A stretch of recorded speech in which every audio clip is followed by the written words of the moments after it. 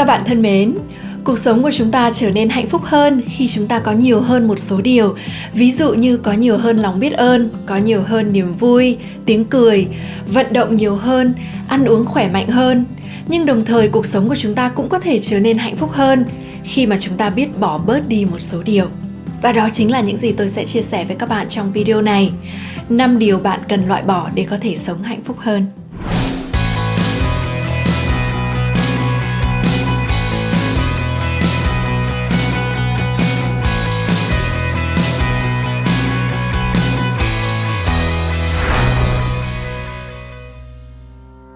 Điều đầu tiên bạn cần loại bỏ để có thể sống hạnh phúc hơn đó chính là những đồ đạc bạn không dùng đến. Nào hãy thành thật với chính bản thân mình. Nếu như bạn nhìn xung quanh bản thân mình lúc này, cho dù là trong ngôi nhà của bạn hay trong văn phòng của bạn hay trong không gian sống của bạn, chắc hẳn có những đồ đạc bạn không dùng đến hoặc không cần đến, đúng không nào? Cho dù đó là những quần áo bạn không mặc tới nữa, những món quà bạn không yêu thích hay những đồ đạc bạn không sử dụng. Và nếu như bạn phân vân không biết cho đi thứ gì thì hãy để tôi gợi ý với bạn như thế này nhé. Nếu như bạn không động đến chúng trong vòng 6 tháng qua thì có lẽ giờ đã đến lúc bạn cho đi.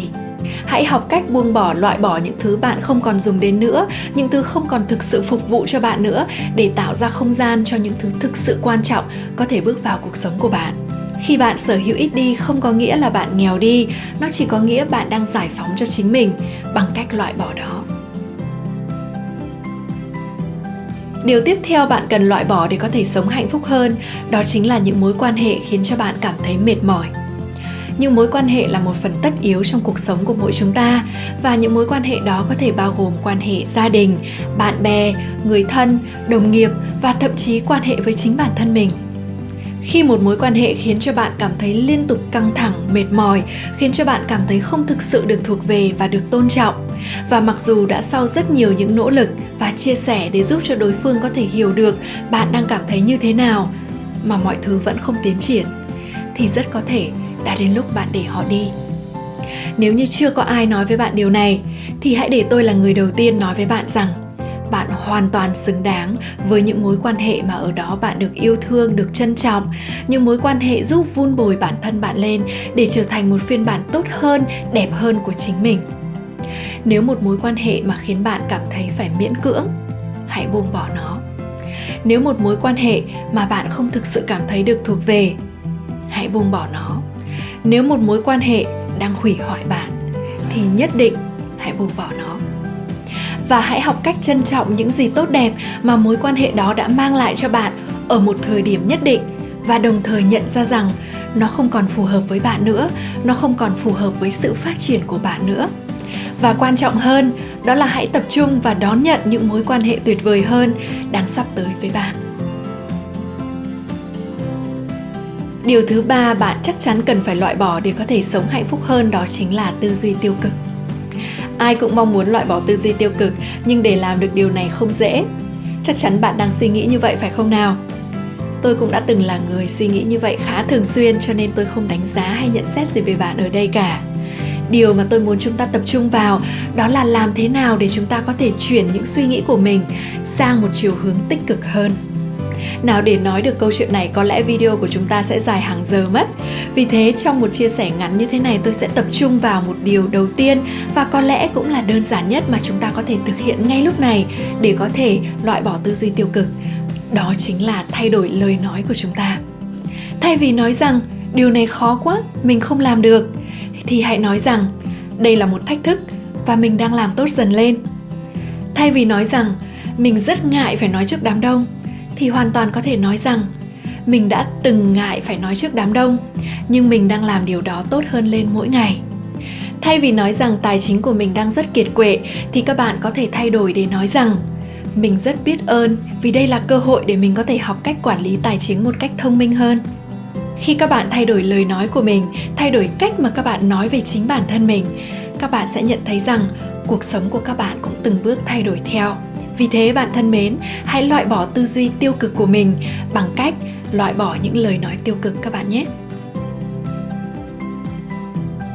Điều tiếp theo chúng ta cần loại bỏ để có thể sống hạnh phúc hơn, đó chính là những căng thẳng không cần thiết.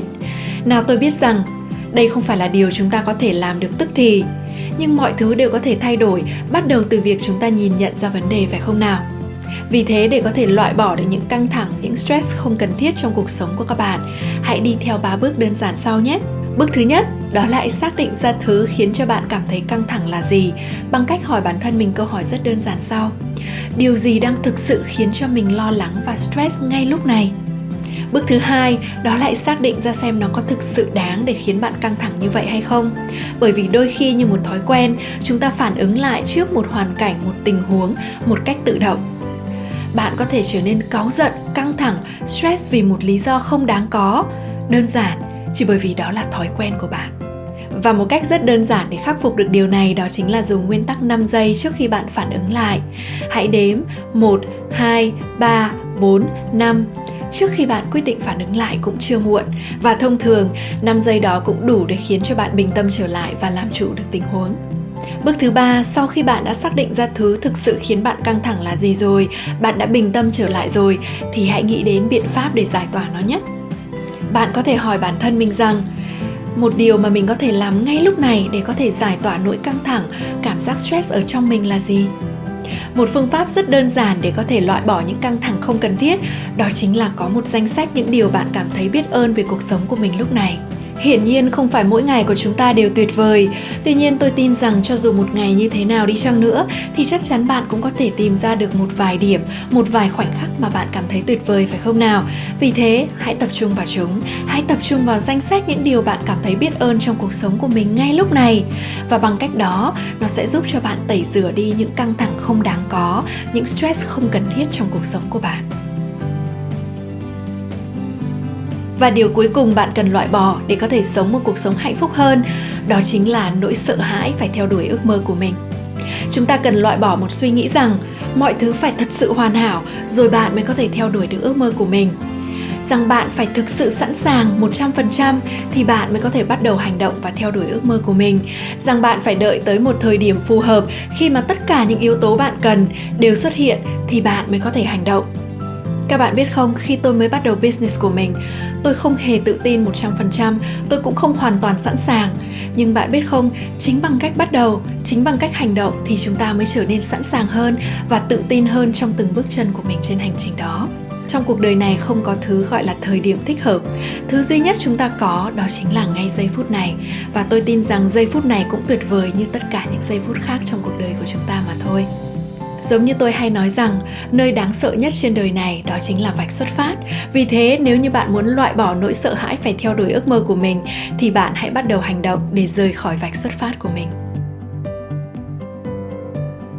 Vậy là tôi đã chia sẻ với các bạn 5 điều bạn cần loại bỏ để có thể sống hạnh phúc hơn. Bạn tâm đắc với điều nào nhất? Hãy chia sẻ trong phần bình luận phía dưới nhé.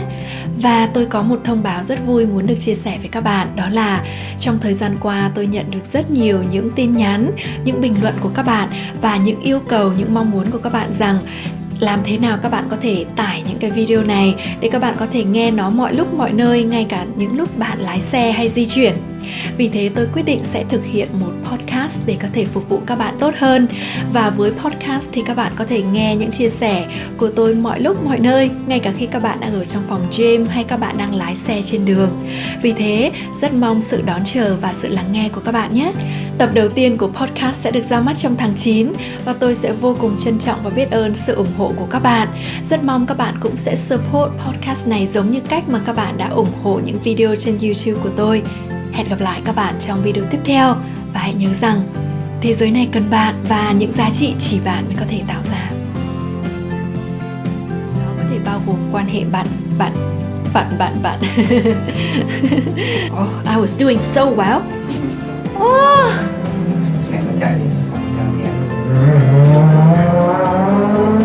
Rất mong sẽ được gặp các bạn, sẽ được làm gì?